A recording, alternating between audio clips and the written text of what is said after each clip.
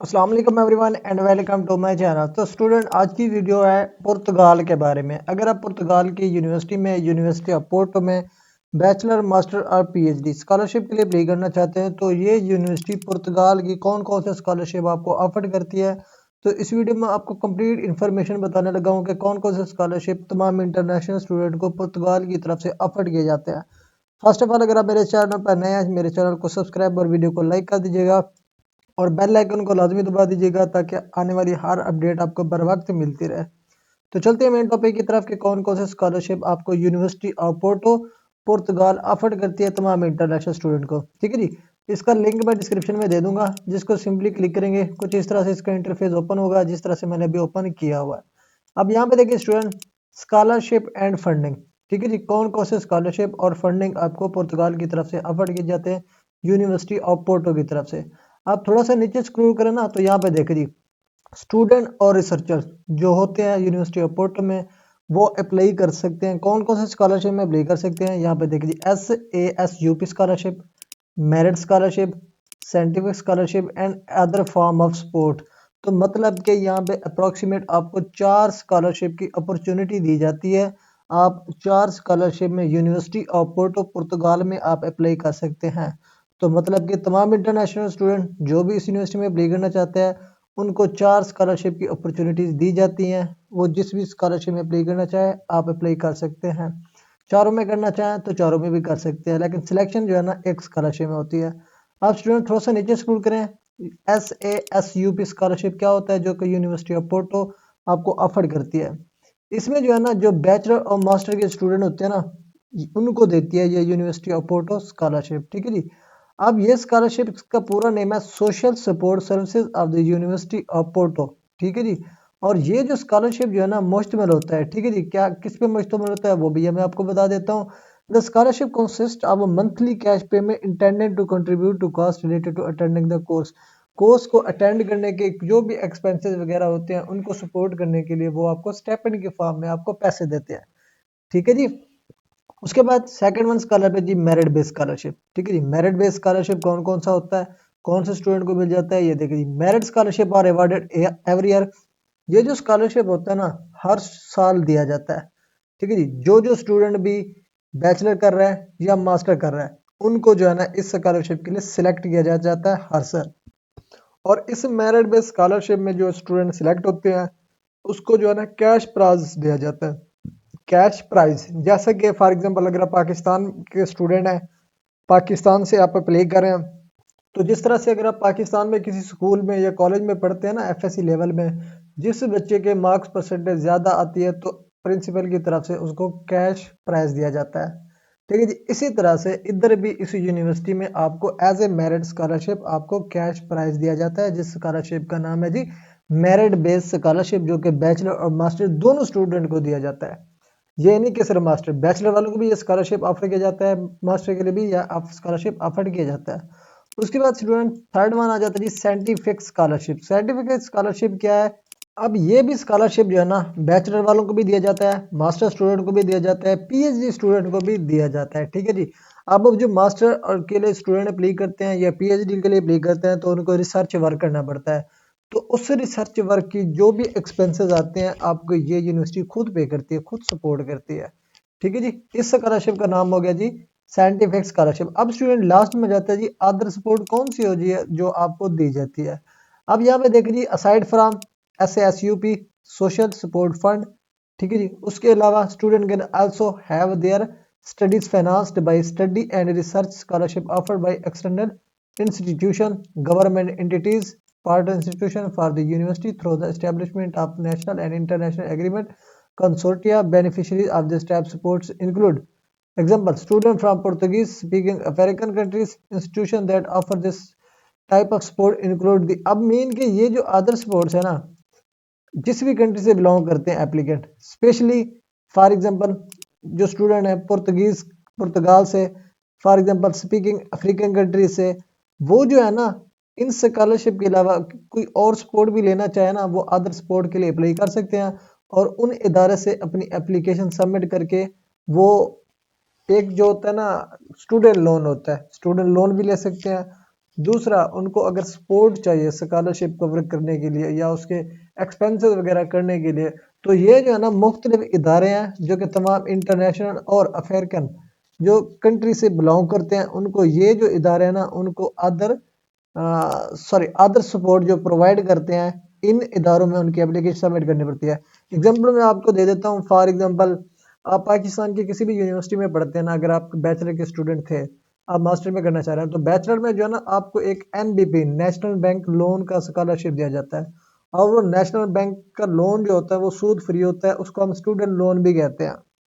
अब जो तमाम बैचलर वाले स्टूडेंट होते हैं ना, अगर वो उसमें अप्लाई करना चाहते हैं, तो फॉर एग्जांपल अगर आप यूनिवर्सिटी में पढ़ते थे BZU मुल्तान से, तो उसका तरीका ये होता है, मैं तरीका भी आपको बता देता हूँ। अगर आप करंटली बैचलर के स्टूडेंट हैं तो आप इसको अवेल करना चाहते हैं तो अवेल भी कर सकते हैं। उसका तरीका ये होता है, आप जो है ना एनबीबी का लोन फॉर्म जो है ना आप नेशनल बैंक ऑफ पाकिस्तान से डाउनलोड करते हैं। डाउनलोड करने के बाद उसको आप फिलअप करते हैं। फिलअप करने के बाद जो है ना आपको अपने इदारे, जो यूनिवर्सिटी है, जो आपके डिपार्टमेंट का एचओडी होता है, उसके सिग्नेचर करने होते हैं। दूसरा, बाज़ औक़ात आपको वीसी के भी सिग्नेचर करने पड़ते हैं उस फॉर्म पे। वो फॉर्म पे सिग्नेचर कराएं और अपनी अमाउंट टाइप करें कि मुझे इतनी amount as a student loan मुझे चाहिए। उसमें कोई परसेंटेज नहीं होती, और वो लोन आपको तब पे करना पड़ता है जब आपकी जॉब हो जाती है। जॉब से पहले आपको लोन पे करने की ज़रूरत नहीं होती। जब तक आपकी गवर्नमेंट जॉब नहीं लगती तब तक आप वो लोन पे करने के एल नहीं होते। आपकी गवर्नमेंट जॉब लगेगी तब भी ऑटोमेटिकली वो लोन आपकी जो सैलरी में से होता है वो डिटेक्ट होता जाता है। तो और इसके साथ आपको जो है ना एक स्टाम्प पेपर भी जमा कराना पड़ता है और आपको इनकम सर्टिफिकेट भी जमा करानी पड़ती है। इसी तरह से फॉरेन कंट्रीज में भी, चाहे पुर्तगाल हो, कोई भी कंट्री हो, अगर आप इसमें अप्लाई करते हैं तो इसमें भी सेम इसी तरह से एक सपोर्ट भी आपको प्रोवाइड की जाती है, स्टूडेंट लोन भी आपको प्रोवाइड किए जाते हैं। इसी तरह से आप पुर्तगाल में भी ऐसा प्रोसीजर करा के आप अपनी फाइनेंशियल कंडीशन को स्टेबल करना चाहें तो स्टेबल कर सकते हैं। ठीक है जी। तो ये हो गया पुर्तगाल की तरफ से जो स्कॉलरशिप आपको ऑफर किए जाते हैं। अगर आप इसमें अप्लाई करना चाहते हैं पुर्तगाल यूनिवर्सिटी ऑफ पोर्टो में, तो आप अपनी एप्लीकेशन सबमिट कर सकते हैं। इसमें बैचलर, मास्टर और पीएचडी तीनों लेवल के स्कॉलरशिप में आप अप्लाई कर सकते हैं। ये तीनों लेवल के आपको ऑफर किए जाते हैं। अगर आप यहाँ पे स्टडी वाले सेक्शन पे है ना, स्टडी वाले सेक्शन पे आप यहाँ पे कोर्स की लिस्ट भी चेक कर सकते हैं। फॉर एग्जांपल, कौन कौन से कोर्स जो है ना आपको बैचलर के लिए ऑफर किए जाते हैं। लिस्ट ऑफ कोर्स पे आपने क्लिक करना है। लिस्ट ऑफ कोर्स पे क्लिक करेंगे तो यहाँ पे आपको बैचलर के जो जो कोर्स यहाँ पे आपको ऑफर किए जा रहे होंगे ना, उसकी लिस्ट यहाँ पे ओपन हो जाएगी। ये तमाम तरजीब बैचलर के कोर्सेज हैं। ठीक है जी। इसी तरह से आपने अपना बैचलर के कोर्स यहाँ पे फाइंड करना है। इसी तरह से आप मास्टर के कोर्स चेक करना चाहते हैं तो लिस्ट ऑफ कोर्सेज पे क्लिक करेंगे तो ये जी लिस्ट है मास्टर कोर्सेज की। इनमें से कोई भी मास्टर का कोर्स आप अप्लाई करना चाहते हैं तो आप अप्लाई कर सकते हैं। ये कंप्लीट लिस्ट है, आपने विजिट करके इसके तमाम जो कोर्सेज की लिस्ट आपने देख लेनी है, खुद फाइंड कर लेनी है। अगर पूरा नहीं पढ़ना चाहते तो भी कोई मसला नहीं है। अगर आपके पास लैपटॉप अवेलेबल है ना, या आप मोबाइल के थ्रू अप्लाई कर रहे होंगे, तो आपने 3 डॉट्स पे जाके यहाँ पे फाइंड का ऑप्शन होता है, फाइंड पे क्लिक करें। फाइंड पे अब यहाँ पे जिस भी कोर्स पे अप्लाई करना चाहते हैं, फॉर एग्जाम्पल मैं जी अप्लाई करना चाहता हूँ मास्टर इन इकोनॉमिक्स में, लिखूंगा तो यहाँ पे ऑटोमेटिकली यहाँ पे मुझे मिल जाएगा। मुझे पूरा पढ़ने की जरूरत ही नहीं है। जो आपका कोर्स है बस उसी को फाइंड करके अपनी एप्लीकेशन नेक्स्ट स्टेप चले जाए। जिसमें भी अप्लाई करेंगे ना, आपने सिर्फ उस पर क्लिक करना है, उसकी रिक्वायरमेंट फर्दर जो है ना ओपन होती जाएगी। ठीक है जी। कोर्स की ये देखिए जी, ये कोर्स की डिटेल जो फर्दर है वो यहाँ पे आपको मिल जाएगी। क्या कितने सेमेस्टर होते हैं, मास्टर कोर्स हो गया, ये फीस है, ईच एंड एवरीथिंग आपकी यहाँ पे ओपन हो जाती है। इसी तरह से अगेन आप स्टडी वाले सेक्शन पे आए। ठीक है जी। आप लाइफ लॉन्ग लर्निंग कोर्सेज में अप्लाई करना चाहें, ठीक है जी। आप इंटरनेशनल स्टूडेंट हैं, एप्लीकेशन किस तरह होती है, एप्लीकेशन फॉर इंटरनेशनल स्टूडेंट का क्या प्रोसीजर होता है, क्योंकि ये वीडियो मैंने इंटरनेशनल स्टूडेंट के लिए अप्लाई किया है जो कि यहाँ पे स्कॉलरशिप के लिए अप्लाई करना चाहते हैं फॉर बैचलर, मास्टर और पीएचडी। तो यहाँ पे देखिए जी, स्टडी इन पोर्टो, इस पे क्लिक करना है। स्टडी इन पोर्टो का मतलब वो आपको स्टेप बाय स्टेप गाइड करता है कि किस तरह से आप यूनिवर्सिटी ऑफ पोर्टो में एडमिशन ले सकते हैं। ठीक है जी। किस तरह से अब यहाँ पे देखें जी, वेलकम में इंटीग्रेशन होगी, लिविंग के कॉस्ट कितने हैं, एक्सपीरियंस क्या होगा, एक्सपीरियंस सिटी आप कर सकते हैं, आउटसाइड द क्लासरूम क्या व्यू होगा, ये तमाम तर चीज़ें आपको इस सेक्शन पे मिल जाती है। ठीक है जी। उसके अलावा एप्लीकेशन फॉर इंटरनेशनल स्टूडेंट क्या होती है वो भी आप यहाँ पे देख सकते हैं। देखिए जी, आपने थोड़ा सा नीचे स्क्रॉल करना है। अब ये कॉल फॉर 2025-26 ये देख सकते हैं ना, इसकी डेडलाइन चेक करना चाहें, एडमिशन की रिक्वायरमेंट चेक करना चाहें तो आप यहाँ पे चेक कर सकते हैं। इसके लिए रिक्वायरमेंट क्या होगी, आपकी प्रीवियस क्वालिफिकेशन होनी चाहिए। अगर आपने बैचलर में करना है तो एमएससी, सॉरी बैचलर करना है तो 12th होनी चाहिए। मास्टर के लिए करना तो बैचलर होनी चाहिए, अगर आपने पीएचडी करना है तो आपकी मास्टर होनी चाहिए। आपने इंग्लिश प्रोफिशिएंसी यहाँ पे अपलोड करनी है, उसके अलावा आपने इसकी जो रिक्वायरमेंट होगी वो कंप्लीट करके ही इस पे अप्लाई करनी है। अब इसका फेस किस तरह चेक करेंगे, ठीक है जी। अब यहाँ पे आ गया ना एलिजिबल एप्लीकेंट्स, एलिजिबिलिटी चेक करने के लिए आप ये कंप्लीट इन्फॉर्मेशन आपने पढ़ लेनी है, ठीक है जी। जो जो रिक्वायरमेंट्स होगी आपको यहाँ पे मिल जाती है। दूसरा वैकेंसीज कौन सी है, ये कोर्सेज की डिटेल भी आपको यहाँ पे मिल जाती है। जिस भी कोर्स पे आप अप्लाई करना चाहते हैं ना, ये लास्ट में आपको अप्लाई का ऑप्शन मिल जाता है, यहाँ पे क्लिक करके आपने एप्लीकेशन प्रोसीड करनी है। मजीद आपके पास आ जाता है जी स्केजुअल एप्लीकेशन का, डेडलाइंस पे आपने क्लिक करना है। अब यहाँ पे देखिए जी इसके टोटल 3 फेज होते हैं, ठीक है जी। सबमिशन ऑफ एप्लीकेशन देखिए जी 2 जनवरी से 7 फरवरी फर्स्ट फेज की थी। अब सेकंड फेज की क्या है, 10 फरवरी से 4 अप्रैल 2025 तक आप सेकंड फेज के लिए अप्लाई कर सकते हैं। थर्ड फेज का स्टार्ट होगा 11 जून से 25 जुलाई 2025 तक, ठीक है जी। तो ये है इसका स्केजुअल, अगर आप इसमें अप्लाई करना चाहते हैं, ठीक है जी।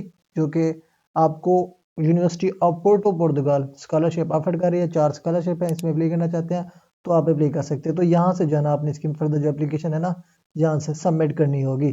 तो अगर आपकी वीडियो अच्छी लगी हो चैनल को सब्सक्राइब और वीडियो को लाइक कर दीजिएगा। मजीद एप्लीकेशन का भी तरीका जो है ना वो भी मैं आपको शॉर्ट फॉर्म में दिखा देता हूँ। एप्लीकेशन टू बी ओपन, यहाँ पे बाईसाइकिल, इस पे आपने क्लिक करना है फर्स्ट फेज पे क्लिक करें। यहाँ पे नीचे स्क्रॉल करेंगे, यहाँ पे स्टार्ट डेट सबमिटेड क्या है 13/1/12/2000 डेडलाइन है इसकी लास्ट की एप्लीकेशन की, ठीक है जी। Document to be uploaded, request for accreditation, information to be provided, fees वगैरह होगी, एडिशन इन्फॉर्मेशन, कॉन्टैक्ट वगैरह हो गए, ठीक है जी। उसके अलावा यहाँ पे एडमिशन की कितनी है ये सब कुछ आपको दिख रहा है।